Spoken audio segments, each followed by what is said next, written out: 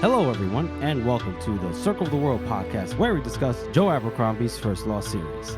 I am one of your hosts, Lord Chamberlain Jeffrey, and here are my co-hosts, Arch-Lector George.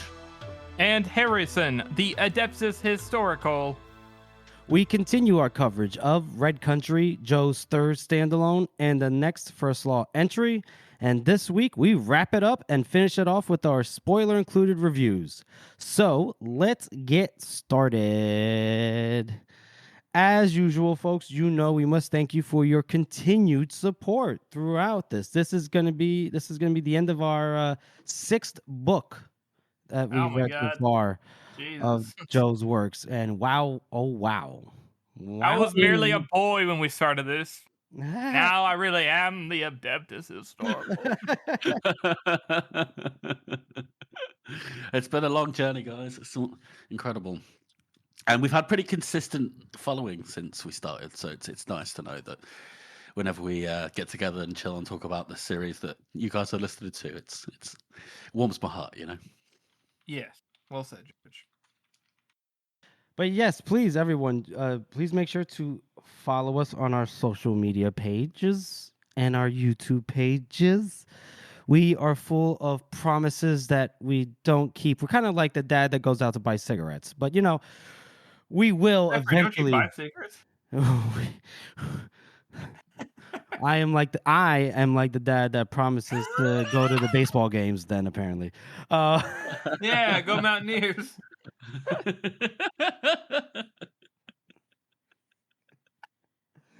Yes, eventually we will get around to putting something on the social media pages and the YouTube. Just check every single day. Every single day. Go and look at it. If you don't check every day, you're obviously not a true fan. The truth is only one of us has extra time, and that extra has a lot of family, and so I guess no time. But the little time he does have, he does edit the podcast episode. And George has way too much stress going on in his life, and I have no time. So yes, everyone can fuck off. we already do this. This is like 4 hours a week. but we for some reason keep on insisting you guys following our social media. Yes, I know. But you know what? It's better than the website. I haven't updated the website in like a year and a half. It sounds it's longer than that, George. But also, more importantly, it does sound good in the intro, right? I think that's the real reason Jeff does it. It does. Yes. But I promise you guys, I'm going to set aside like a whole day where I just do nothing but film stupid skits and just record ourselves talking about the other, like the videos we talked about that we said we were going to do. We're going to do it. I swear to God. It's true. Well, we just also in George that most people's greatest works don't occur until their 30s and 40s, maybe 50s. So you guys have yet to see our peak. Well, in 10 years, I'll upload that video I've been thinking about. Yeah. It'll be a shadow drop. That's what it'll be. Honey, come quick. Circle the World finally released a YouTube video. Yeah, the podcast is long ended, and like 5 years later, it's like, this is the video. It's like 10 minutes like, sorry guys, I was a bit busy. you just, yeah, you're like drunk as fuck in it too. Yeah. So yeah, it's good. It's good stuff. We're doing a meta episode this week, guys. Yes. Well, sometimes on these spoiler ones we get a little out of hand, as you guys know. So, yes, please don't forget to follow us on all of our platforms. And in the meantime, just to talk about our community interaction segment, just to give you guys a quick heads up, Sir Spaceman will be publishing the Sharp Ends sign-up sheet for the Memeing Every Chapter, main event that he has going on in the House of the Meme Maker subreddit. So please keep an eye out for that. By the time this releases, it probably would be out, but we'll see, because Sir Spaceman is a busy man. He's out there fighting on behalf of America's needs in the political sphere, as well as shitposting on the internet. So, it's a busy time. It's a busy time, folks. He's a spaceman as well, all of that, Yeah, don't forget that. He goes to space. So let's get started with our review of the book.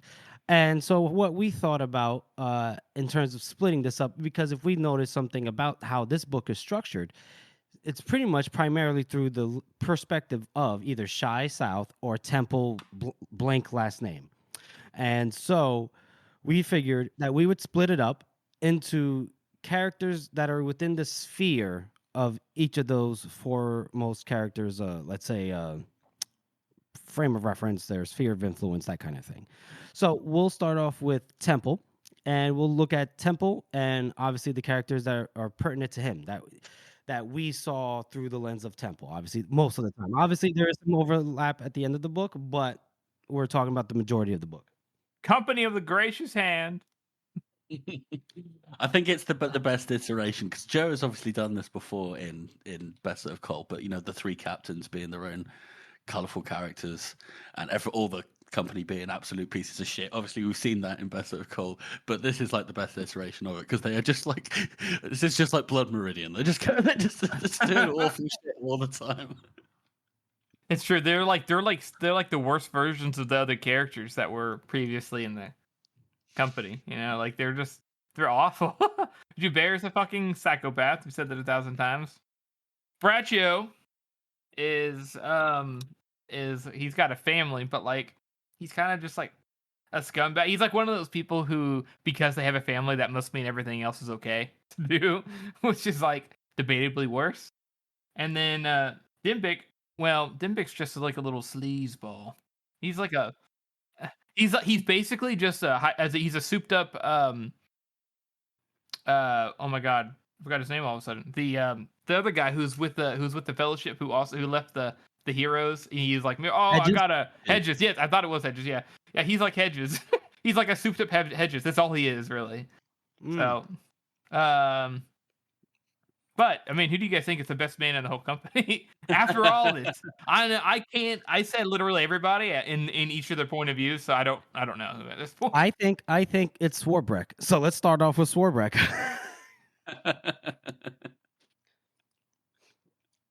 Do you know what I'm saying? Well, continue, Jeff.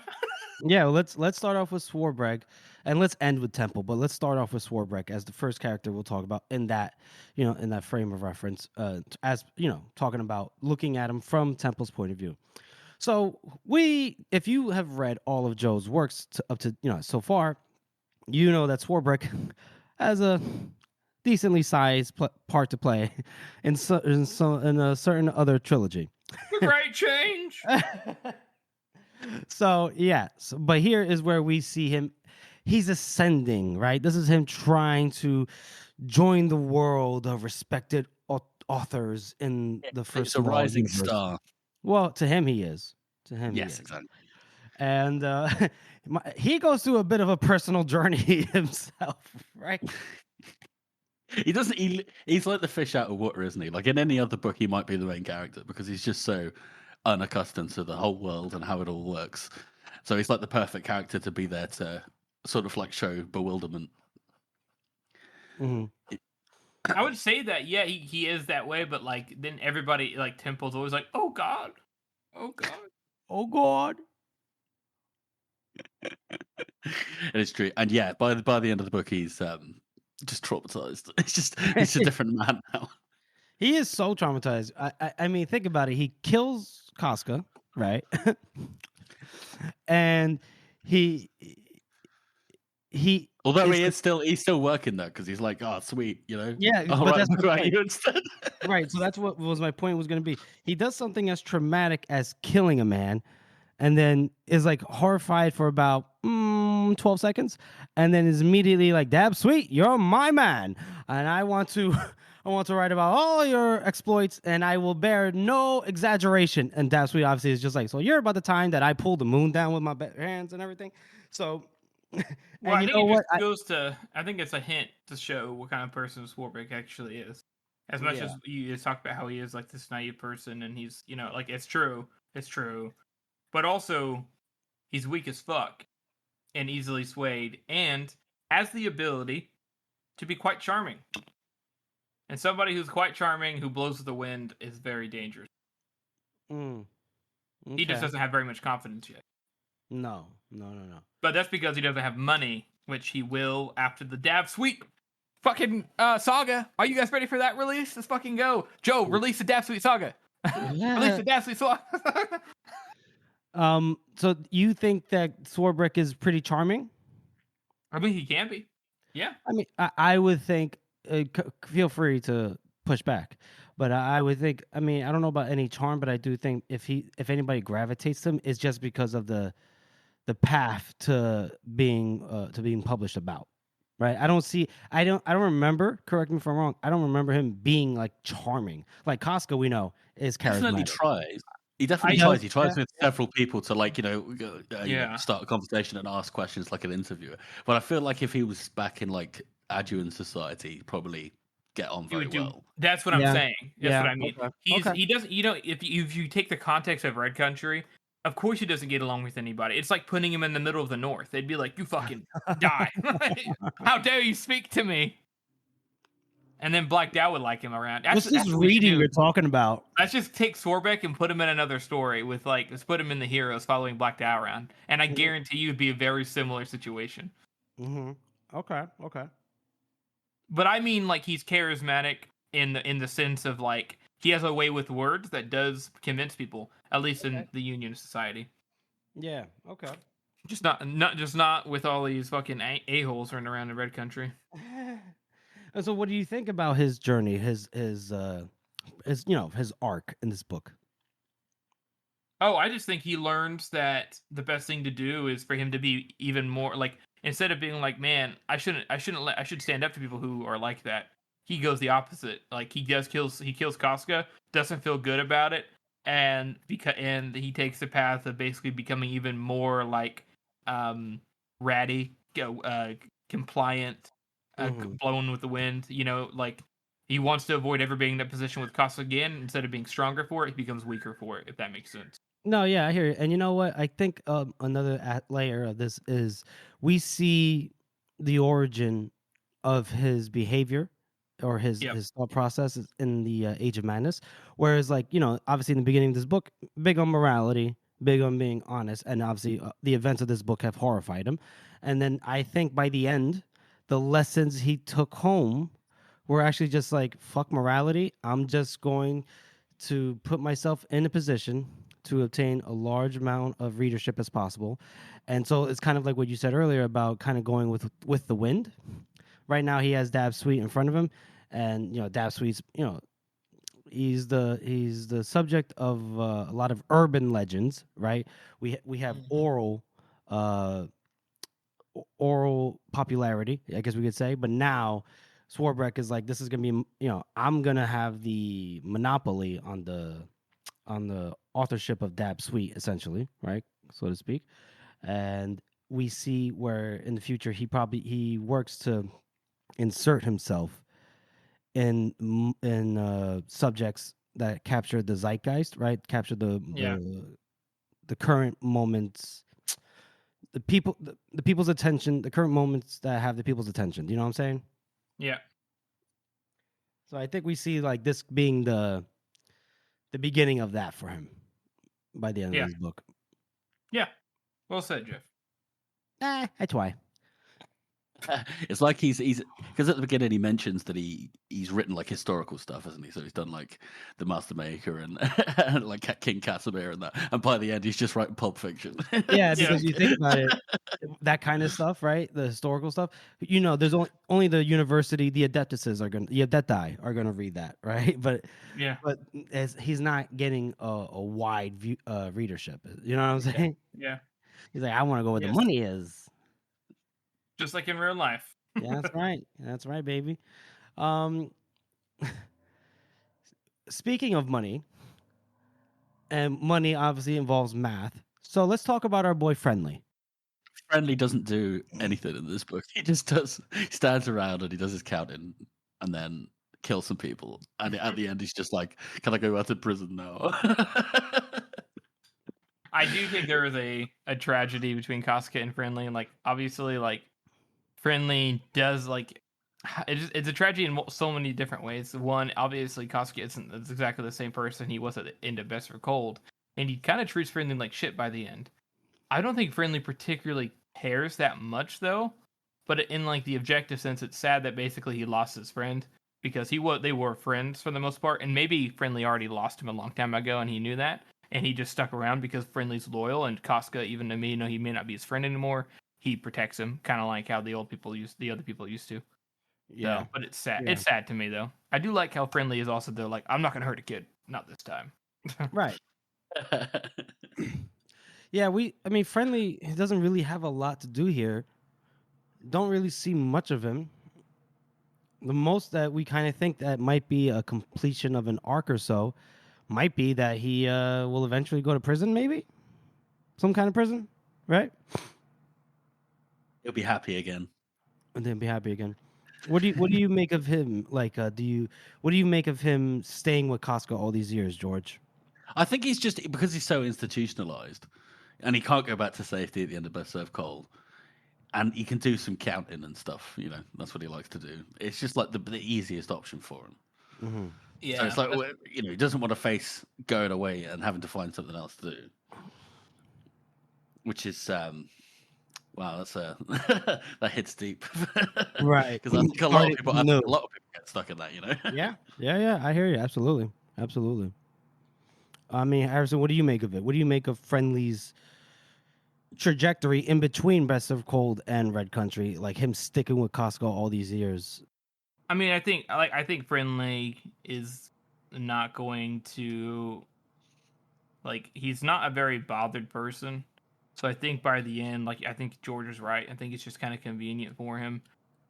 It's safe and familiar, and that's really what he cares about because doing new shit as an autistic person is hard as fuck. So he's just he's just gonna stick to what he knows. And but I think we can all say with confidence, even though Pacey does let us down, that he does make it back just fine. He does make it back just fine. Interesting. Okay. So do you think he ends up in a prison? Nope. I think he goes and figures out how to count dice without killing people as often.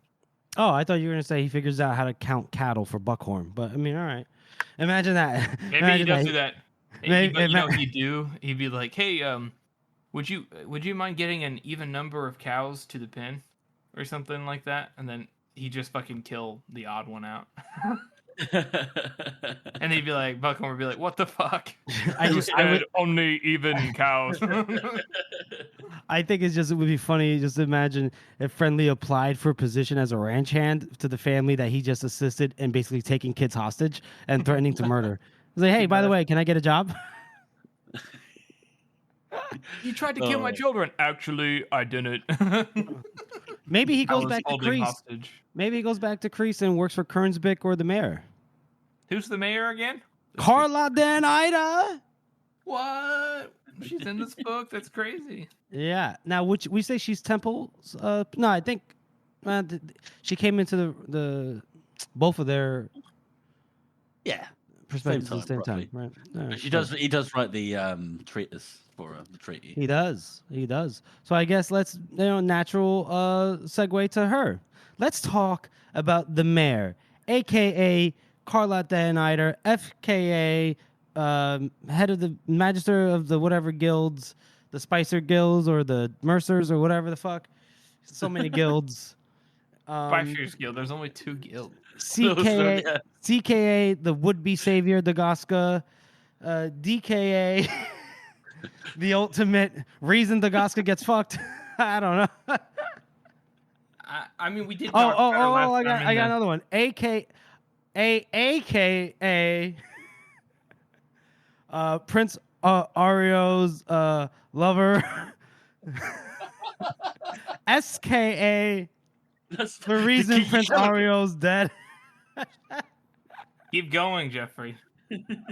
There's shivers to think about too. Remember? BKA. A potential love interest for Glockta. EKA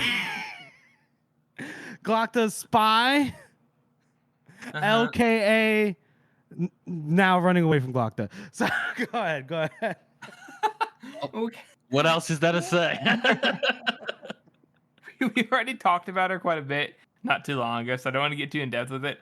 It's just she's like a good example of a joke character who like totally fits into the narrative. Like the only thing that's ambiguous is how she got there, but like whatever. She was running away and she found a place, and she can't help but try to put herself in a stronger position. But man, she is not very good at thinking things through. Like, what does she think is going to happen?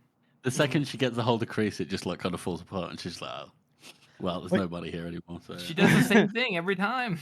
It seemed like she was, it seemed like she was doing well when Papa Ring was there, and then there was like that struggle for dominance. Seems like she does well in the struggle for dominance, and then, I mean, I look. Here's the thing. I'll say this. In this case, normally she's a very intelligent person, but I guess she didn't have enough foresight to see that, you kind of blow shit up and cause many people to die. Kind of scares away any potential customers. You know what I'm saying? No, I think that she's smart. I think that she's reactionary smart. She's instinctually smart.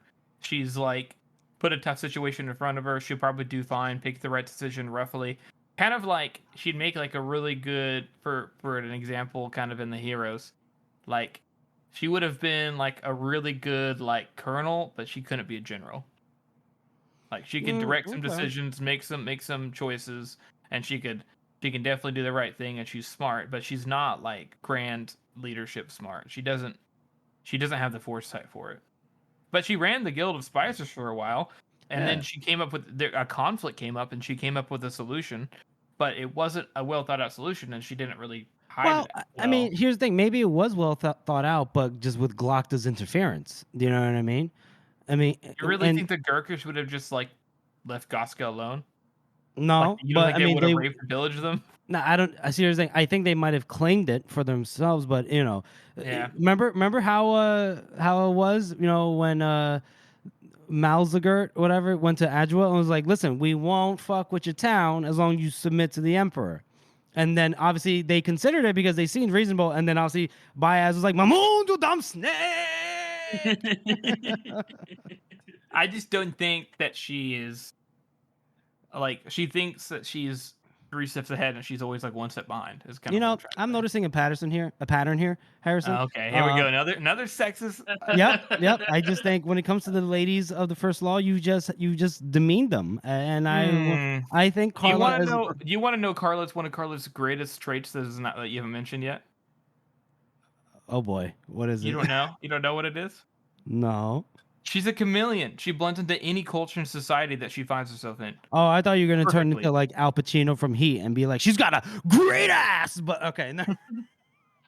Jeffrey, that's sexist. I can't believe you just said that. What? It's widely written about that she's gorgeous. In the First Law, she is said to be hot as fuck. Hot as fuck. Anyways, I think Carla, I think you said it, Harrison. She's a survivor, right? Yeah. Maybe you and me, we might disagree in terms of her like intelligence, but I think we can agree that overall she is an intelligent person, right? We're talking about degrees. Who cares about degrees, right? I'm curious as to like how like that whole thing with that ruse they pulled off, right, with Yosef Lestek and everything, and Temple obviously must have came up with the idea because he asked about does she still have that treaty. I wonder, like, I just would have loved to have been involved in like the planning of that. You know what I mean? That would have been cool to see, but obviously you don't want everything spelled out, but it would just been hilarious to see, like, all right, listen, this is gonna work, trust me. She's like, I don't think, man, it's gonna fucking work. George, you want to say anything about Carla? I don't think you really said a lot about her. This is a perfect place for her to turn up, and Joe's absolutely fantastic at bringing back characters so that the world just feels that much more connected. It's good stuff. Mm-hmm. But for she doesn't really do a huge amount in this book. She has Kreese. That's the whole thing, and I feel like the whole Kreese part, like the first time I read the book, I felt like it was longer, but it feels so short on this read through. Yeah, so true. Mm-hmm. Yeah. Well, the book is the smallest of them all, so other than Sharp Ends, which isn't, it's a short story, it's not the same thing. But in terms of an actual novel, that's the shortest one. From Temple's perspective as well, how do you guys feel about what's going on with the Union and the rebels and Stericland and the Far Country? I feel like we're missing so many pieces. Like I know we mentioned it 1,000 times, but we're missing some There's pieces. so many. You know? Yeah, it's definitely this. It seems to have been a huge jump in technology. You know, in the Union especially, like they go from like sort of Renaissance level to they've got factories now. I was like, damn, it's only been like 15 years. What the fuck? Do they have factories at this time? Yeah, I mean, it literally mentions that they've already built like a factory in Greece, like all the way out there. They built like a coal mining They literally refinery. they call it a manufacturing. Okay, they do call it What that. That's right. where the You're right. word factory comes from. Right. No, you're right about that. I just And in the beginning, they mentioned that they have machines to stamp needles and do things like that. So you got like that's right. That's right. Yeah. That's right. That's right. That's right. Well, I will say that the Union. I mean, we're going to talk a lot more about this here in a book and a half here, or even in the next book too. But like, I will say though that like technology is not linear, and the Union was very progressed in a lot of ways, like architecturally, and it was in the right climate to actually have an industrial revolution. All they needed was some tech, which they obviously found. And they were coal. obviously we haven't seen the Union itself in a while. You know what I mean? Like we were at since the end of Last Argument of the Kings. Yeah, so it's been how long has it been again? It's been many years. You said it a minute ago, 15 years? At least 16 years, I think. Yeah, it's way Joe's setting up that things are changing and people are unhappy. This is we did hear all the way through the fucking Union we've heard about like revolts and things like in Last Argument of the Kings, even though Baez kind of started that one. But and we've always heard that everybody's miserable. But in the first book, West gets that complaint from that farmer that's like, I've lost everything. Can you help me? So tell everybody's fucking miserable in the Union. So it makes sense that there's this rebellion brewing. Yeah. Yeah, it's been 13 years. So 13 years since Last Argument of Kings? Yeah. Yeah. That's about right. Okay. So we have the rebellion in Starkland headed up by Conscience. Conscience. That is such a dumb joke. Every time I hear it, it makes me laugh. It's like Joe came up with a name and goes, that kind of sounds like Conscious. I'll just story. Oh man. And actually, it's not Savian, it's really Corlin. And so Starkland, if I'm not mistaken, is across a body of water, right across the sea. It's the westernmost point of the Union. Huh? It's attached to the near country and the far country. Right. So it's across the sea and everything, but it is the westernmost point of the Union, right? Yes. And so it's like we probably think it's very similar to the culture, the political feeling of like England, right? Across the sea, not really part of the Union proper, kind of thing. I just mean like that. I don't mean. We don't really know anything about the culture. We got some hints. There's a couple of random things to think about. I think you're kind of right, Jeff. England was conquered first. It was much more unionized, but was also sparsely populated whenever the Union came. Whereas Stericland seemed to have like already a population, and the Union came over and like colonized it because that's why they're having rebellions, and it's been kind of a time. But Burr is the only other person we know is from Stericland. That's it. That's all we got. Yeah. I forgot he was from Starkland. Right. Yes, he's from Starkland, and then we know that their levies always get fucked up in the wars. The past 2 wars, their levies got fucked. Which I definitely imagine get the sense that that's got to be intentional. Yeah. I get the sense. I don't know if it's intentional, but like if you we gotta reduce the fighting population. They also, but that's what I mean. They also send the shittiest levies, and they always get killed, and then it just grows more resentment. You do kind of get the sense like every other place in the Union, Angland, Dagoska and Starrickland, that everywhere else doesn't really matter that much. It's just Midland. That's what everybody cares about. Like they just kind of let Dagoska go without a fight, and they let Angland get invaded, and there's all these rebellions happening, and everyone's just like, oh, those damn colonials. Well, I don't know if it's a matter. I don't know if it's a matter of them not giving a damn, because look, I mean, the North had invaded England, and so the Union committed all their armies to that, right? And then they couldn't properly defend Dagoska. We already went through that. I think if they weren't so spread thin, the Union has a very, like they attempt to keep an iron fist on their territories, on their holdings. Look, not letting Starkland go. If they didn't give a shit, they would look at the bottom line and be like, Starkland, a lot of rebellions, man, fuck this, we're out. Yeah, I think you're kind of right, Jeff. I will say, though, that they could have put a lot more effort into Dagoska. They didn't care as much about it, but that's more of an administrative issue at the time. Corruption. There was no central authority in the Union at that point. It was basically like, there are some Northmen attacking, and they're actually doing shit, so we'll take 3 weeks to get out there. 3 weeks to prepare, 3 weeks to travel, and then we'll get out there and deal with that. Oh, whoopsies, the Union is invading. It's just Dagoska. They're black. Yeah, it's literally just Dagoska. That's the thing. They don't have a foothold in like any surrounding areas, right? They don't control any other towns nearby. It's literally just Dagoska on the sea, on the city on the sea, and literally immediately surrounded by the Gurkish Empire. It's just like you might want to. It's still valuable, isn't it? Because of of course. But you want to give yourself like a buffer. But it wasn't. It wasn't valuable later on. I agree that but really what I mean is that you feel like we know this from Dagoska as well, that like the people from these other places are sort of like second-class citizens. Yeah. Oh, for sure. Yeah. By the way, don't soundbite me at what I just said there. I mean, that's the perspective of the Union, not myself. You weren't justifying colonialism just then, were you? No, I said something worse than that. Oh God. Well, we've got to talk about Casca then. Hold on. Before Casca, I want to talk about Lorson. Really, let's talk about Lorson. I mean, that guy. I mean, we saw him.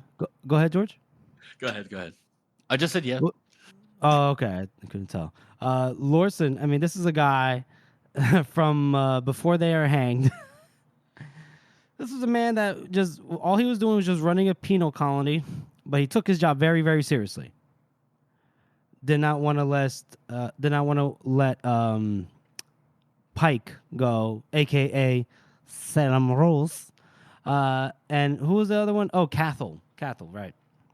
Something we didn't mention just quickly is that Lawson doesn't realize that Pike is like the same guy that escaped from his prison camp. I feel like he does.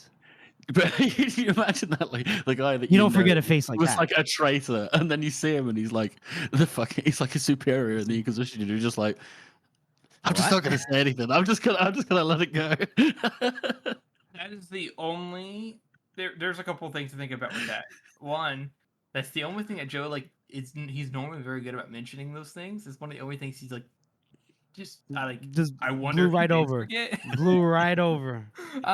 And number two, though, but you could, because Joe's so good at writing. Otherwise, we'll handle this one, Joe. It's either what you guys said. He's just like that, or or Lorson is just that guy. He just doesn't remember him. The one guy with the fucked up face. Or he looked at him and goes, I feel like I know you. And then Pike goes, perhaps it was the prison camp? And then Lorton's like, no, that's not it.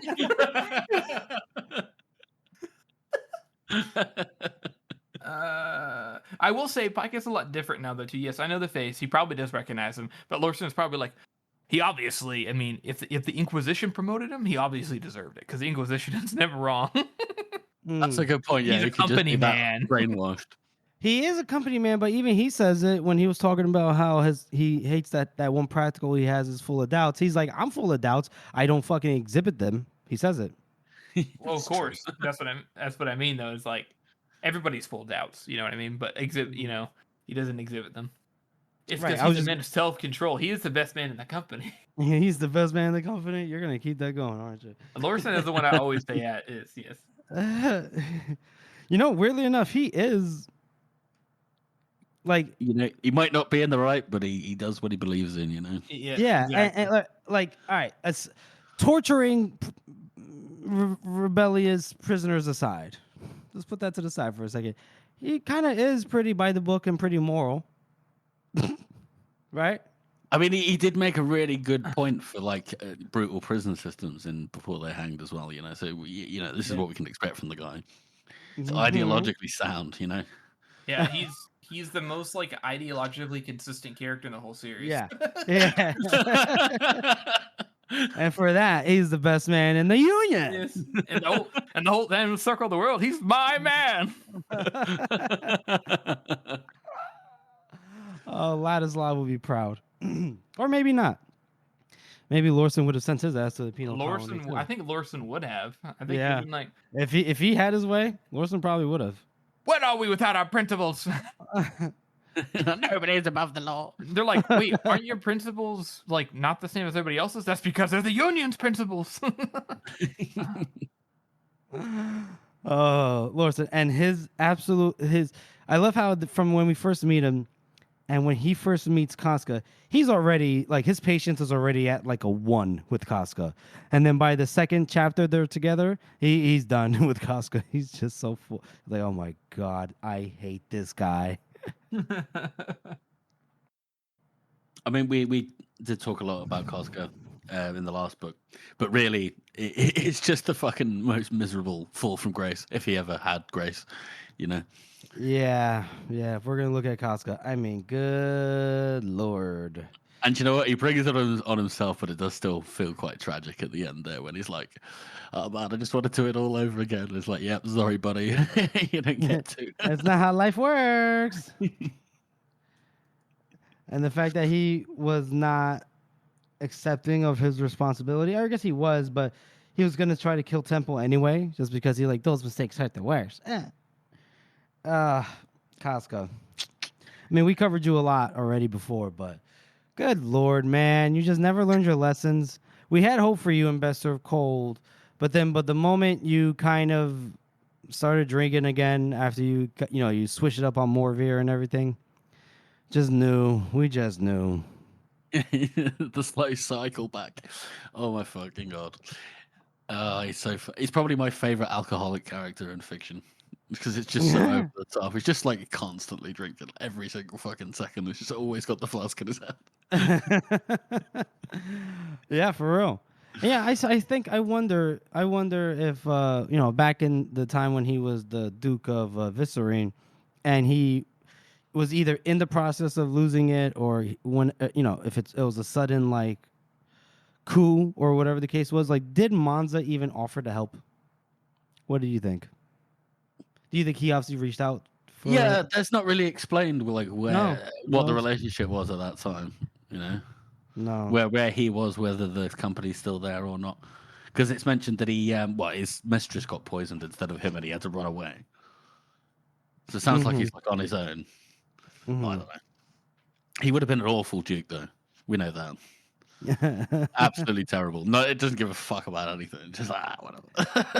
Well, I imagine his time as the leader there, as the Duke, was not exactly profitable for Visserine. I think it was the first night, he got poisoned. Because it's oh, congratulations, you are the Duke of Visserine.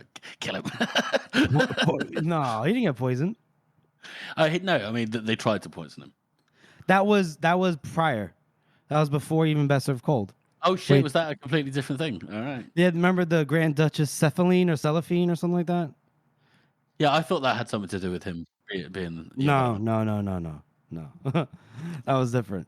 Here, it just sounds like he got ran out of town. I imagine a bunch of people with pitchforks at the gates. Get out of here, never come back. Ah! Oh, I'm sorry. Get out of here, never come back. Hey. Sorry, folks. I can't help myself. Oh, Casca. And then obviously we have his 3 captains, useful in their own way. Well, they all meet their demise. Oh, not Dimbik. Dimbik, he doesn't meet his demise because he goes with the winds. Huh? He's the new captain general, isn't he? He is the new captain general. Whatever's left, like of like 20 people. For real. I wonder, like, do they just go back to the Union? Does Lorson just have him like accepted into the Union Army? Do you think he becomes part of the Inquisition's ranks? What do you think? You never know. You never know. It would be interesting if he became a general, and that's why they don't do too well in the future.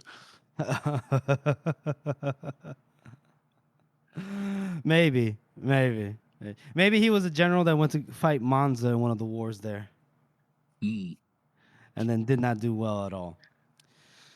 But I mean, we have that. We have all those people. Then obviously we have Temple himself, a man that climbed from the ranks of a citizen of Dagasta.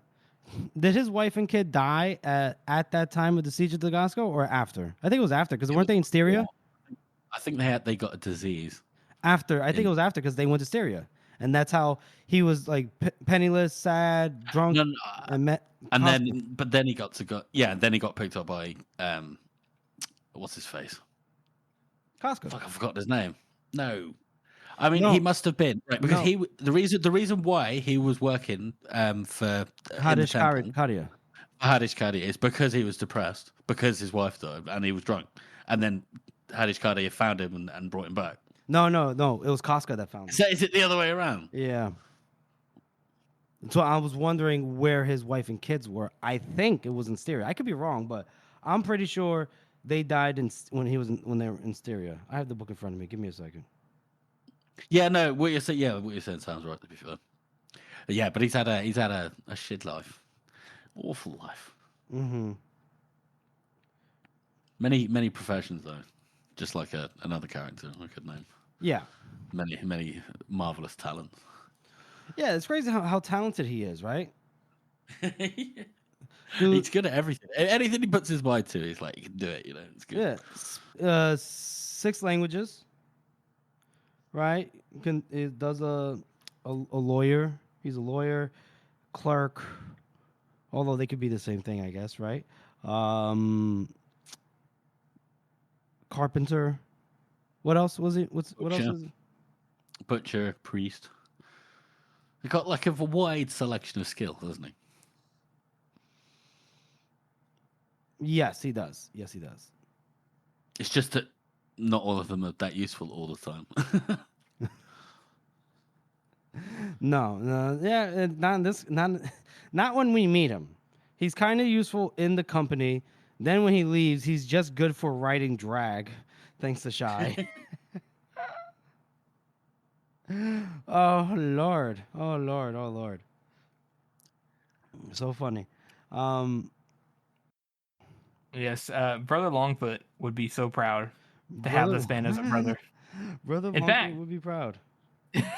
Temple would be one of the only people in the entire series that I could think of that'd be like, you know what kind of guild he should join? The Guild of Navigators.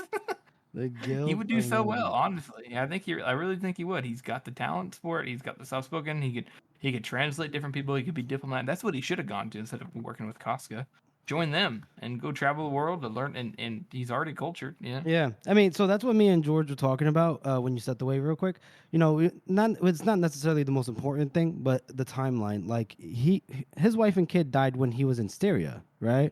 And that's how he met Casca. Because he was drunk, depressed. Presumably, yeah. Yeah. So then the whole Dagasta stuff, the siege and everything, and Hadish Kadia, that came before. Must have had his wife and kids around that time, and then moved. No, he had it after. He was only a teenager inside of Dagasta. It's been 13 years. So that's what I'm saying. So after Dagasta, then. Yeah. And then wife and kid, and then they died in Styria. Yeah.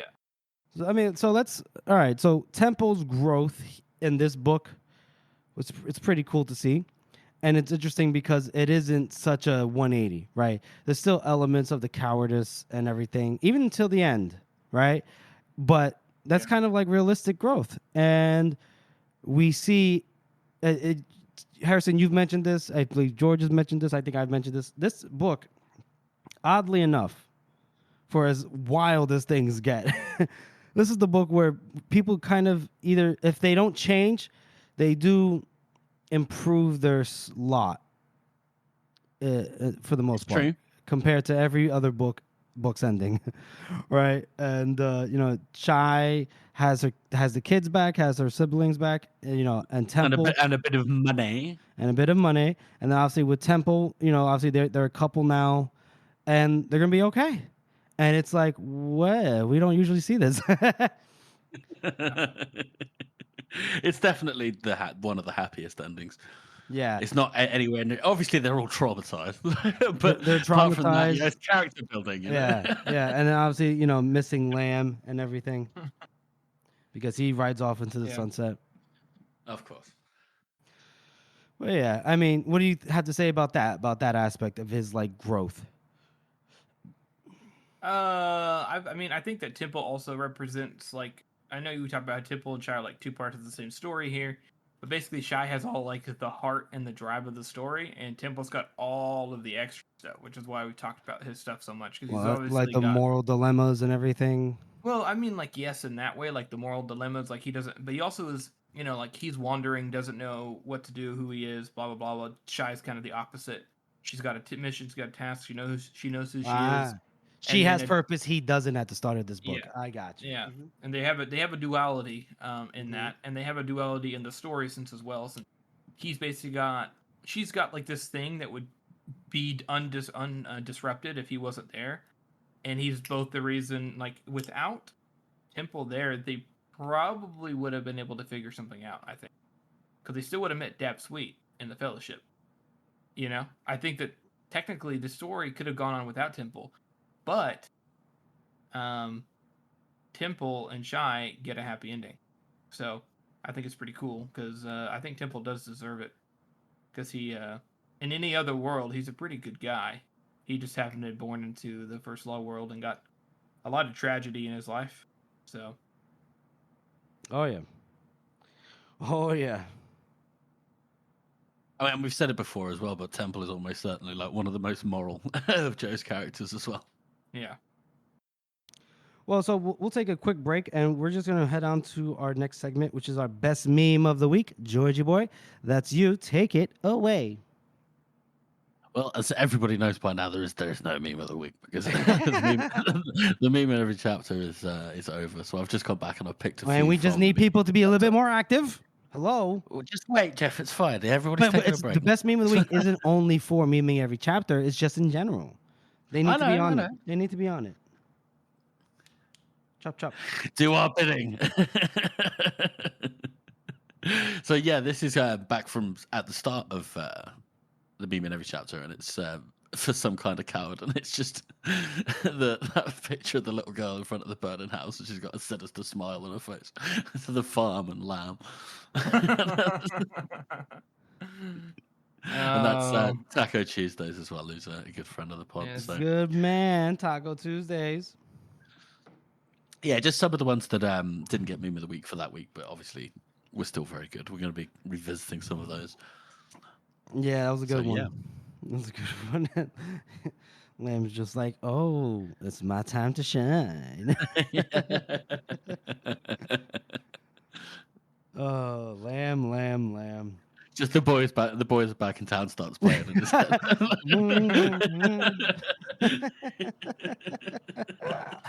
It's just him and his alter ego dancing.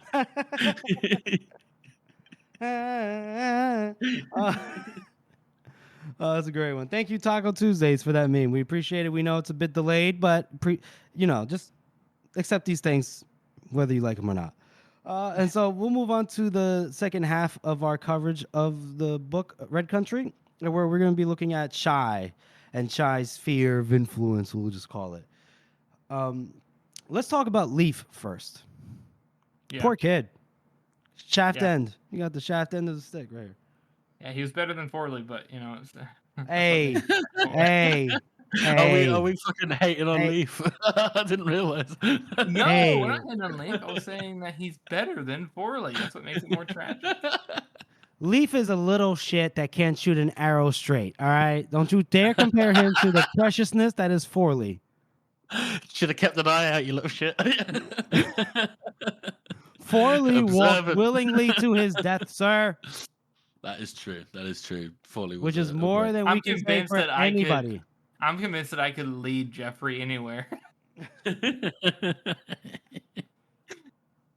Oh, no, you're right. Forley is better than Leaf. Leaf is like a discount Forley, though. He's like, I love my family. We need to save them. No, you stupid old man. We're going to go straight after them. It seems like Leaf was going to die no matter what, so. Well, you know, what's funny is that Leaf was obviously very angry. He's a kid, right? You know, let's be kind to him. And he's a sweet kid, you know? And oh, now you're going to give mercy to children, huh, Jeffrey? Yeah, because how dare you? Because it's a man and not Ro? Is that why, Jeffrey? Oh, no, because Leaf doesn't get goofy with the brainwashing. And Leaf is like 14, so he doesn't have that. All right? So anyway. Anyway. What? I'm just saying, like, there's a difference. Like, Leaf hasn't done anything that would make us be frustrated. Ro has. Oh, that's my daddy. Leaf has nothing to do with that. That Leaf doesn't engage in any behavior very similar to that. So, anywho. I thought Leaf would have reacted to getting the kids back, because obviously his brother seems to be one of the ones that's like very indoctrinated, because he runs away, doesn't he? Yeah. At some point, whenever I get some more time, I'm gonna make like a series of what if videos about the First Law, and one of them is gonna be if Leaf lives, and that'd be just a sweet one, I think, you know, because he would help them. I don't think he'd die. He basically got really unlucky with being he would have been protected otherwise. He would have stuck with Shy and Lamb the whole time, because they would have gone up in the mountains and everything, and they probably would have gone back with him all the way across the Red Country. And I'm just saying it would have been kind of cool. It would have been cool. Kind of cool. He would have been like the family friend, the uncle. You know, their family would have been bigger. Yeah, absolutely. And his brother may have remembered if Leaf was there, and it's a shame he wasn't. Yeah, no, I agree. I just think back to like one of Leaf's funniest moments is like that build up, right, to Averstock. You know, he has the bow, he threatens Shy and Lamb, and then obviously, like you just mentioned, Harrison, when Lamb is like, we're gonna go this way instead of following the tracks, he's like, you piece of shit, coward, whatever. And then he's in the doorway of that bar, and then Lamb goes full fucking bloody nine, and he's just like, he's like Pikachu face the whole time. Yeah, the Pikachu face.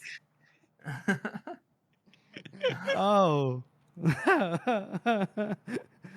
Oh, that's so funny. Oh man. So Leaf's death was pretty tragic and fucked up, man. Yeah. Ugh. Shitty ghost. That's what you get, Sangeed. That's what you get. All to have Sweet's fault though. They wouldn't have been there if he hadn't arranged. That's what. Okay. Yeah. For the time being, we're just gonna stop talking about Leaf.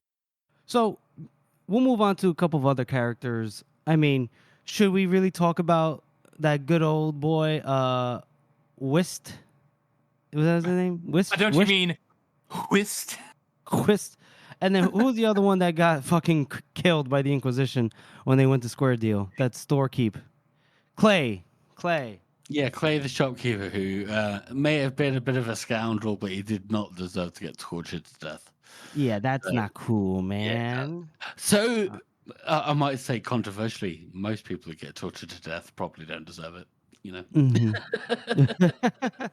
Yeah, that's a groundbreaking viewpoint, George. Groundbreaking, I gotta say. On the contrary, debatably, they all deserve it for being captured. Yeah, you're weak. You failed. Yeah, yes. Survival of the fittest. Natural selection. If you find yourself being tortured, clearly it's your fault. Darwinism at its peak, I must say. I hate society. Or at this point, Abercrombieism at this point. All right. So we don't really have much to talk about those folks. But let's talk about some of the members of the Fellowship, why don't we? Since this is, Shy specific, even though Temple was part of the Fellowship, Shy was there first, right? Let's talk about the financial leader of the fellowship, our boy Abram Mahoud. I love Mahood's character is essentially just one joke. Which is what? He's a cheapskate? You feel like Kernsbeck is going to be the one that is actually stingy, and then he turns up and he's really generous, and Mahood's like, he doesn't even acknowledge it. He's just like, no, that's fine. It got us this far. You already know that somebody in the fellowship was like, Mahood, you damn snake! It fits so good. He's smiling too. Oh God. Oh God. So yeah, I mean, all right. So yeah, Mahood and Kernsbeck, they've been partners for quite some time, right? And so they're coming out here to the west, to the far country. What? They're coming out. They're coming out. They want the world to know. Sorry. I like to think so. We don't ever see Mahood again, right? Uh-huh. So I like to think that him and Kernsbeck spend some time out here, and then maybe Mahood dies, and then that's why he comes back to the Union. Are you talking about like an Age of Madness? Yeah.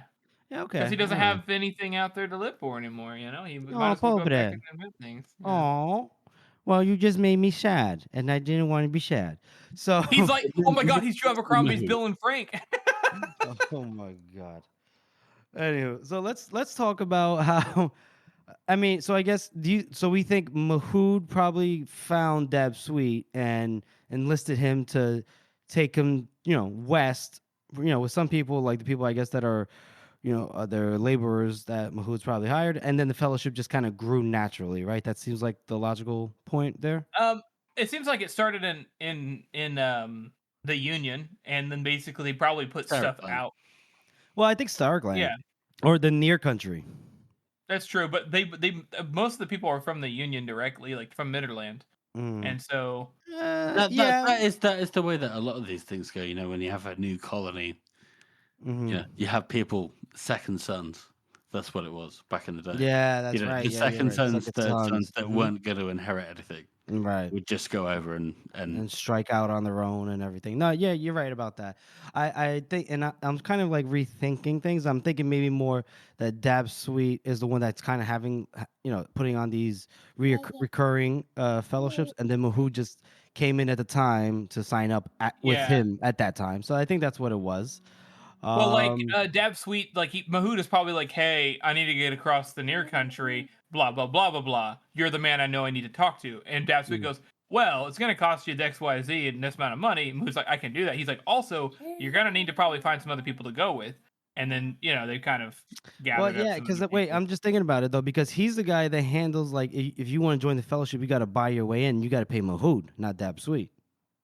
Right, but I think that's true. But like you guys said, like Dab Sweet's like marketing himself as somebody who can scout across. So people who are looking to get across the far country are probably talking to Dab Sweet, and Dab Sweet telling what they need.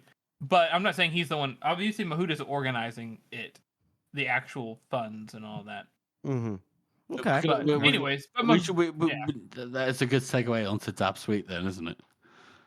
All right, George, let's hear it. Oh, wait, hold on. Before we get onto Dab Sweet, I know you're anxious to get on Dab Sweet. I do want to say something. One thing about Mahood is we know he's the cheapskate. He's stingy and everything, but he does have a good heart. He does what he can to help, take care of He's pragmatic.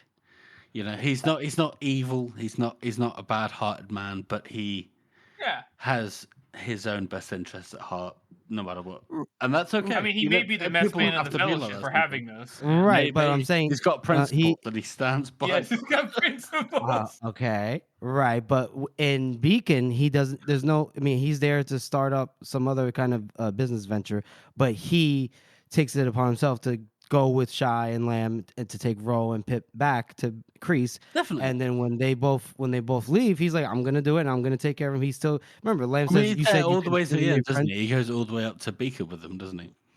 Yeah, that's what I'm saying. Even though he's setting up his own business venture wherever he goes, Right. So it's not so much as pragmatism here. It's also just it's like 50-50 out of his heart. It's like, oh my God. Give the guy a break, George. Jeez. How much have you been drinking? You've been drinking? Good Lord. Bro, I'm fine. You're fine. Okay. Well then, yeah. So Mahood, I think there's a good heart. There's a good heartedness to him. Even though it's undercut by being a cheapskate. Kernsvik, we don't really get a lot of time with, but as we can see, that man, he's a great inventor, but not the most fiscally sound dude, just throwing out cash money everywhere. It's dividends, also- though, doesn't it? yeah. Like he says. Current Yeah. is also very much like Mahood is the Scrooge. quote unquote he's the brains. Kernspick is the heart. I don't want to say brawn because that's not really what he is, but he's got the inventions. Mahood helps him manage it.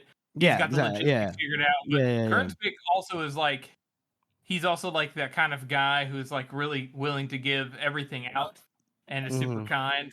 And so Absolutely. They're a dynamic duo. They are. We want to see more of it. But let's see more of Kernspick, but yeah. Well, yes. Well, I want to see more of the dynamic duo is what I mean. But let's move on to another duo. A duo that was central to the whole plot. Even though George might have some strong feelings, but redemption is a thing. Hold on. Mr. Jump down my throat. They got no redemption. Jesus Christ. We are going to talk about Crying Rock and Dab Sweet. Now, let's talk about Crying Rock real quick before we get to Dab Sweet. I just want to make George wait even more. So Crying Rock. Wow. It really be your own people, right? That does you dirty. So the Dragon people are no more thanks to Crying Rock, because Crying Rock has had this lifelong grudge, which I don't blame her, because I am team burn down the Dragon people. So that's just me. Well, we actually haven't mentioned the fact that Crying Rock is Wed and his sister. Yes, they did. We have. They were kidnapped together. Oh, I don't know if they were kidnapped together, but I know that he considers. I think Wedener specifically mentions having lost a sister at the same time. Crying Rock and Wedener are reasonably the same age, and Crying Rock mentions that she got away from the Dragon people in her early teens. Yeah, but yeah, I think you're probably right. But do you think that you mean in the same batch? They they were kidnapped the same batch, right? Because they look a little different, so I don't think they're actually blood related. But they're all taken from all over, Right. But she does call Wedener her brother, and obviously when it's was it Uto, whatever, when they're reminiscing about the how kids can if you get them while they're in their teen, it's wool, then they're resentful and whatever. Crying Rock, huh? Just like the Jedi. Just like the Jedi. Okay. Yes. No. The real question the audience wants to know, Jeffrey, is since Crying Rock became a battery, son. You can't have a battery. Since Crying Rock became, civilized. She was both. She was both a ghost and a dragon person, which are two rungs above Ashenka. Yes. So is she a person, or is she just, She's a person. Ashenka. She's a person. Wow. So what you're saying is that you can increase your lot in life, even if even Shenka can? Shenka can become people? No. Oh, I think there's a contradiction in your philosophy there, sir. Because Shenka are clay. Terrible. And you lost your baby. My You God. lost your baby. Clay and metal. There he is. You can't judge how dare you judge the clay people, Jeffrey? How dare you In the judge that Bible, sweet? we're made of clay. Look, Crying Rock, and what I do like there was the implication, or maybe somebody downright said it, that there's magic on the mountain that you can't find Ash Rank unless someone shows you the way, unless someone that's been there shows you the way. And then obviously in this case, it's like every hidden fucking entrance ever, isn't it? It's just there's a bit of fucking moss over this fucking entranceway here. Mm-hmm. This is how you get in. It's not like magic. It's just we've got the hidden entrance. Well, you never know. Hard to hide entrance. You don't know that. Maybe it is magic. Adeptus, please come in here and handle this guy. Maybe it's under a waterfall. Point of order, George. So we know that the great libraries are hidden by Juven's magic because they cannot be sought out by people willing to do them harm. Remember, that's what Bias says that the library has. Supposedly, obviously, willing to do harm is different. I know, but Canadius has magic and runes and stuff. I'm sure he put something on that. It's probably the same thing. You have a hard time finding it. Oh, okay. Something similar. I concede. But it may not be magic. Who the fuck knows? You never know. And so I like to think that Crying Rock, she did the Lord's work, brought down Ash Rank and the Dragon People because, they're kidnappers. And they're only a few steps above the Shanka, which only a few steps above the Shanka. Can't have that. And so I like to think, she ran away when she was 15 or so, survived out in the wilderness, and then in her early 20s came upon this dashing young man, this man of tall tales and large deeds and probably large D, but you never know. Anyway, let's talk about the Big D himself, Dab Sweet, the man who probably brought Crying Rock into civilization, showed her the true way forward, which is robbing folk on the plains. And probably got hundreds, if not thousands, of people killed. Okay, yearly. Well, let's be honest. I don't think he'd been doing the whole stick up the own fellowship thing for long. I think he'd been doing it when he was older. He talks about how when he became older and the prospect of the end of life, his older age. We'll talk about that in a minute. But first of all, this character is a classic. No, this is a good thing. I really, really like Dab Sweet. He's a really, really good character. Okay. Because it's the classic frontiersman. I can't remember the name of the. Is it David Crockett? Daniel Boone? He is David Crockett, right? So it's the overblown, really, really overblown, frontiersman character. And for most of the time, he is just absolutely at war with himself. This is the reputation that I have, and it doesn't really agree with the way that I actually live.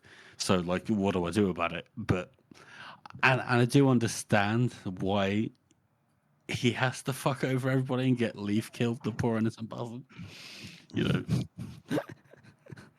Right, but don't forgive him. But here's the thing: he hates. He's supposed to be dealing with Sangheed. There's supposed to be a whole there's an understanding. What he's not accounting for is obviously Sangheed becoming infirm, right, and then Lockway not taking his place, but coming in his stead. If you organize something that might be chaotic and somebody gets killed, that's your fault. I mean, sure, but I'm saying they've done this plenty of times, and they've done it with they're usually the same people, right? I imagine. And then what I'm saying is you have Lockway that comes in, and Lockway's the wild card because Lockway is also coming from a place of insecurity, uncertainty about his place in life, his people's place in life, right? What's going to happen what's their future looking like where they're relegated to just robbing folk? Do you know what I'm saying? So yeah, absolutely. Sudab can't account for that. He didn't, and he can't because how do you account for that? But I think he almost did though, because we see Dab Sweet's perspective in that chapter. And he notes that Lockway is behaving this way and, it might be a problem. But he just brushes it off. He just goes, he does. Because I think he errs on the side of... people killed. Right. He errs on the side of, he's done it before. We've done it before. This is how it's going to be because this way, we got to keep this going. Some people just will kind of, push ahead despite warning signs. Mm-hmm. Obviously, yes, it does get Leaf killed. We don't love that, but we do see the immediate guilt and the anger and frustration from Dab Sweet. What really gets me about Dab Sweet is that he never talks about it to anybody. He's not going to. Yeah, why would you? I mean. I feel like it would be a bit of redemption if he just at the end But here's the thing: the only person I was the one that did that to Shy or somebody in private. No. There's just. I feel like that would redeem him a little bit. But the fact that he just keeps it to himself and just never talks about it again. Of course, I just don't like it. It makes me feel. You're not going to. No one's going to. You're not. That's not how it's going to happen. And again, that's a really good thing. The fact that the character is written the way that that is. Exactly. And And such a specific thing really annoys me. It's a good thing. yes, and I think you're overlooking the fact that even though maybe Dab didn't talk to Lamb or Shy or Temple about what happened, about how he was the one that plotted the whole thing, because he's not going to. I mean, see, if he tells Lamb, Lamb's gonna, he's gonna be wearing Lamb's gonna be wearing Dab's tweet as a fucking scarf. But Crying Rock does note, like, as an impetus to get him to join Shy's rescue plan, she says, "Do it for Leaf and for everybody else in the Fellowship." And then from Shy's perspective, she doesn't understand. Now, maybe you want to see it from Dab's perspective, and then maybe you get like the inner workings of his mind and everything. But we know that that's affecting him. I agree. Yeah. I mean, I think Dab Sweet is. I think he's honestly pretty cut and dry. Like at this point, he's the kind of washed up career person. He's best years are behind him. But the problem is that he basically has accepted that and thinks that because he's old and because he's worked hard or whatever, that he could just forget about his morals and his duties and all of that stuff and just take it easy. Okay. And I don't. But despite him doing that, he does kind of turn a leaf at the end, and tries to kind of make up for that. I don't think it's his first time doing that because he seems to have. Son, hey, you went down. Yes, you're talking about his first time the plotting thing. I don't think it's his first time like plotting things out at all. No, we talked about it. It's not. He talked about it in his own perspective. Yeah. Yeah. And it's still a bad thing to do, though, isn't it? Rob, you fucking, make a promise to somebody and say, "Oh, I'll get." As long as he gets them there alive, they'll be all right. You can always make more money. Nah, I don't like it. That's bad. Yeah, it's not good. I mean, I like how in a very, very, very violent and bloody book where plenty of characters do some wild shit, you're mad at Dab Sweet the most. This is hilarious. I feel like most of the killings in the book are justified, but robbing people that you have made a promise to and trust you it's just a different thing, Right, and the attempted killing of Ro and Shy justified on Lamb's doesn't part. count for Ro. No, absolutely not. Logan is a piece of shit. We have established that many times. Ro's not a dragon person. She's a person just goofy. Hook yuck, but no. Anyway, continue. She's too old to be a Jedi. She's too old. Anyways, I think that Dab Sweet is just an old man who's lost his way, and he kind of finds his way into the book. Yeah, and I get that. Absolutely. And again, the fact that I don't know why it is that specific character trait that he takes advantage of people, and then he feels bad about it, but he never says anything about it. It that perfect combination of things just makes me feel so angry towards this character. And again, wonderful. I think it's probably because it's more of a common kind of character trait that you meet in real life nowadays, in comparison to a lot of the character traits that we see in these books. A lot of the people we see in these books are like, yeah, that's cool and super interesting, but like you would never meet somebody like that in real life, even though it makes sense in the scenario. Whereas Dab Sweet is somebody who is probably a coworker you work with. He's probably stabbed you in the back several times trying to do stuff. It's probably some guy you used to know who you meet again, and you guys think you're cool, but then he fucking is stealing shit. Right. Well, I think what's really bothering George, correct me if I'm wrong, is the idea that somebody has done something terrible to a group of friends or comrades, we can call them, right? And they never did.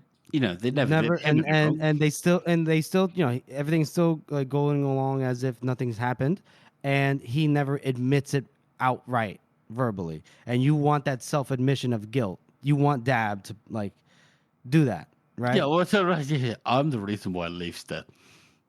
Yeah, you want him to say that out loud. But the fact that he doesn't, and then gets a book deal. But it doesn't matter. It doesn't matter that he probably feels it. We know he feels it, but you want him to like say it. Yeah, say it. Honestly, valid because Logan. It's the same thing with Logan. Logan feels things, but like he doesn't do anything about it most of the time. No, it's true. We hate Logan for the same reasons. I love Logan. And What we am I love gonna say? Logan. We love and hate. We We love love and and hate. hate most of the characters in these books. Yeah, yeah. Although Temple and Shy, I mean, like we talked about it, they're like the rare characters in for Joe's, books that it's like, pretty universally we love them. There's no real reason to hate them. So, right? Agreed. Yes. The most what? Temple bare ass jumps out of a window. That's about it. I mean, he does. Shy might be the most technically. He did all that before. He did all that before. I mean, and to be fair, jumping out that window was the best thing that he could have done. It was a smart play. Otherwise, he probably would have been murdered. Yeah, exactly. You're right.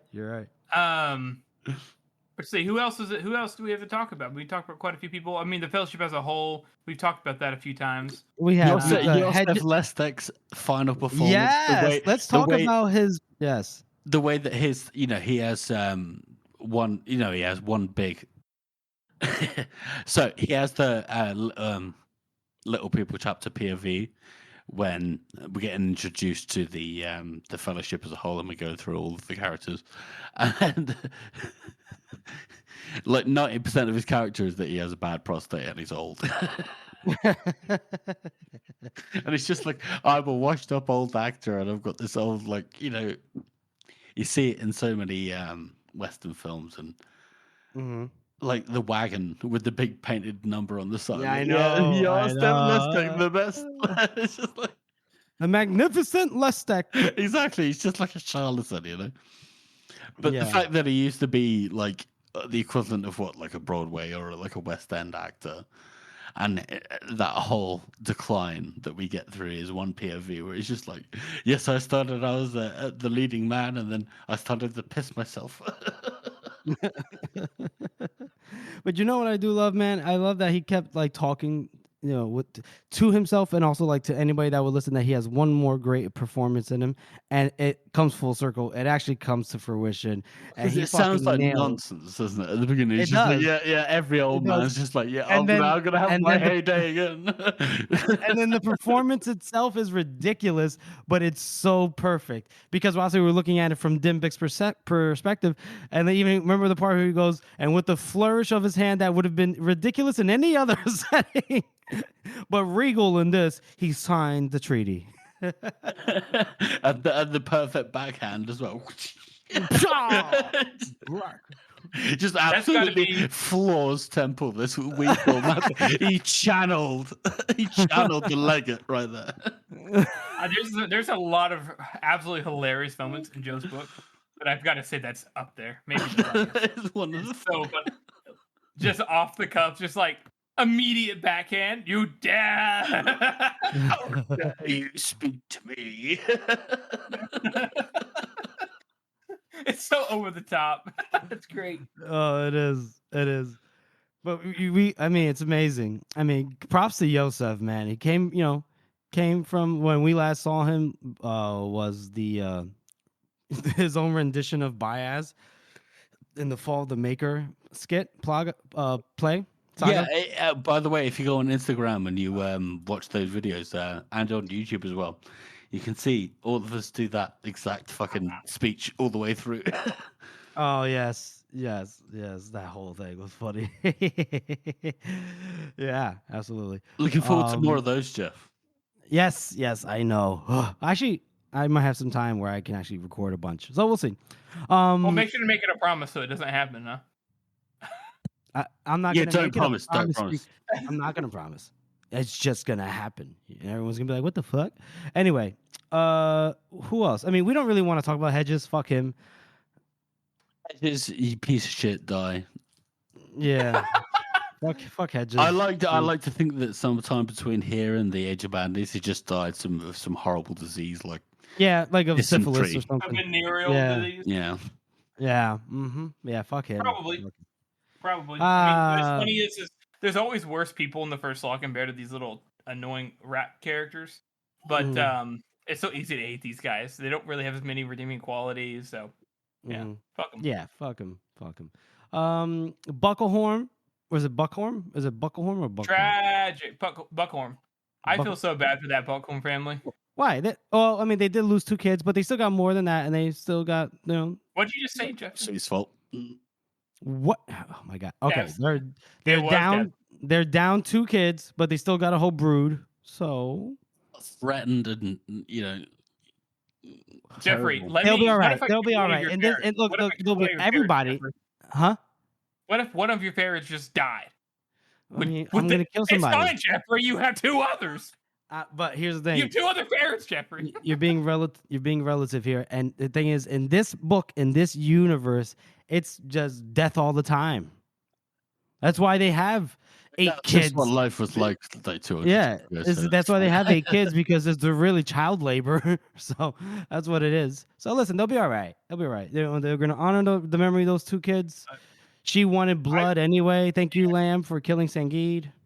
I do like how they're dynamic, the Buckhorn's parents, like the 2 parent figures, Mhm. how they are both like the good wife, the good husband, the good father, the good you're right. mother, Yeah. while Mhm. simultaneously like dealing with the That's the struggle of point. that kind of. Yeah. Yeah, they're upset about it kind of but they also love it too. Like I love that contradiction in their nature. It's I think it's written really well They for how seem little, like a relatively stable couple, right? Happy, couple, as opposed to the Inglestads. yeah. Okay. That dude's the degenerate gambler, I think it was. And she's just like, this motherfucker is like bringing me all over the place. It's like all this dust and sand. And, I feel sorry for Lady Ingolstadt, just sat in a room in Crease, just like. She did buy Camling's hostelry though. Oh yeah. She's got an eye for the long-term prospects. So it's funny. I guess we know who was actually running the estate. But I think it's interesting, isn't it? Like the whole thing with Crease is that it's modernization.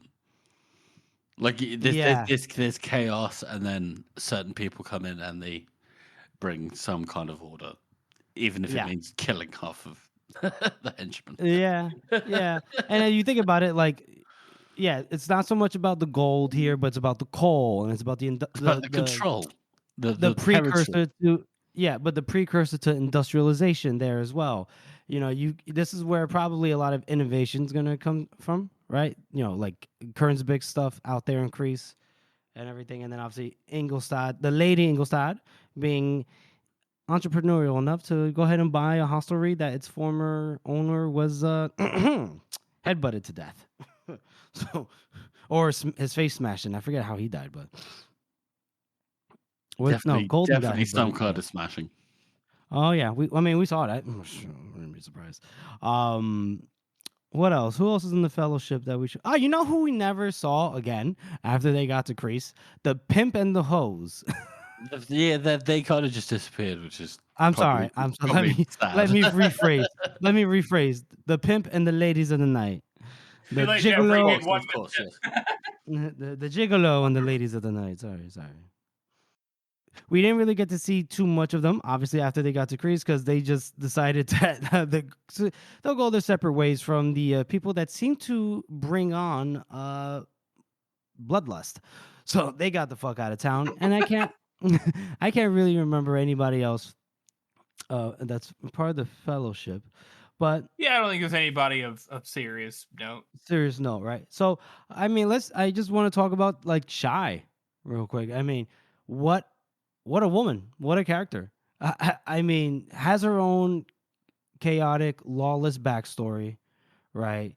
She did the thing where her birth father, died, I guess, at some point when she was growing up. Lamb comes into the picture. He's the surrogate father now, the stepfather.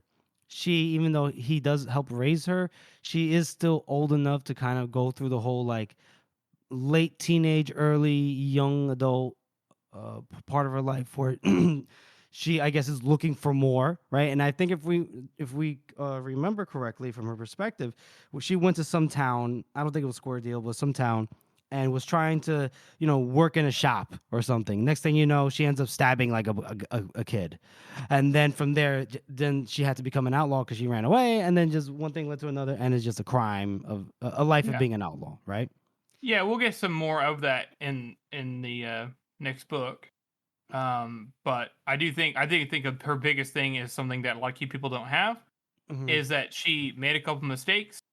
She had pretty good parents, relatively speaking, and she didn't waste it. You know, like Yeah. Giselle had to be get the shit beat out of him and get his face smashed in, and he did change, and he's a rare exception. She is even rarer than that. That's what I'm Yeah, trying to because say. she didn't. We know about Shy straight away that she does not want to do violence at all. She doesn't like it. She does not like it. Immediately, like when she's even thinking about, when they go into the bar and have a stock, and she's like, oh, I'll let Logan do the talking, and then I'll hopefully, just come and do what needs to be done. Right.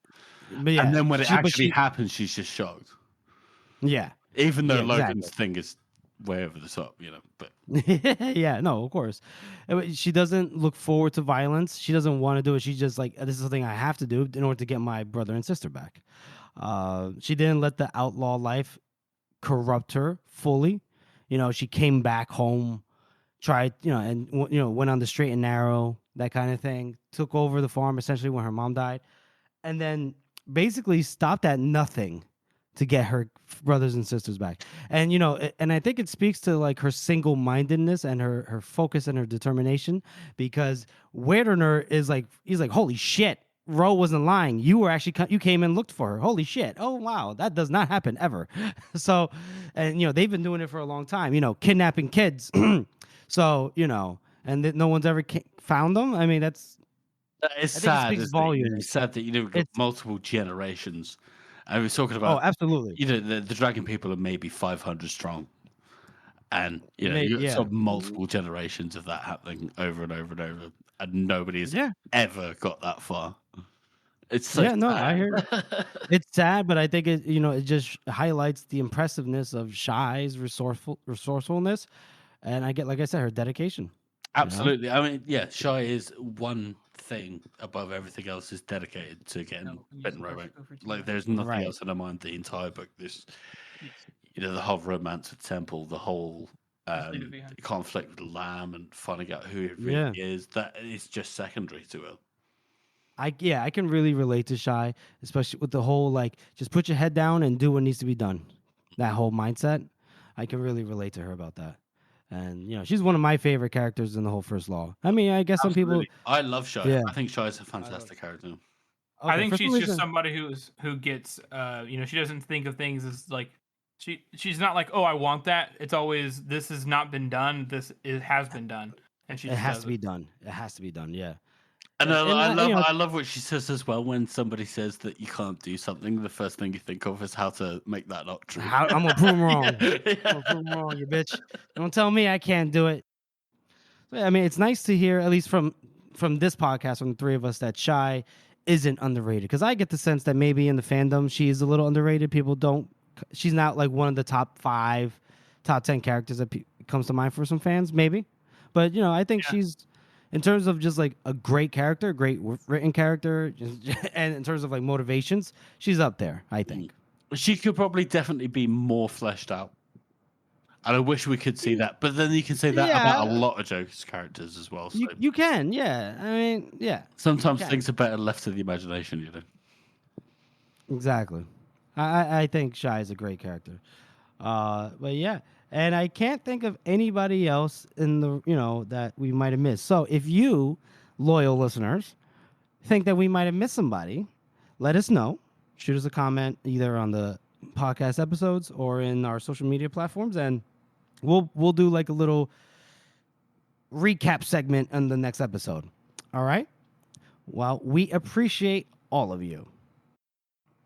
That's our show, everyone. We want to thank you all for listening and supporting this podcast. As you know, this is a passion project for the three of us, and your support means oh so much. Join us next week as we have a special guest episode. And make sure you follow us on all of our social media, or check out the YouTube, or send us an email at circleoftheworldpodcast@gmail.com. Again, if you haven't already, please subscribe to our podcast on Apple Podcasts, Spotify, YouTube, or wherever you get your podcast from. And please make sure to rate and review us. Thank you all again for listening. I truly am the best man in the company.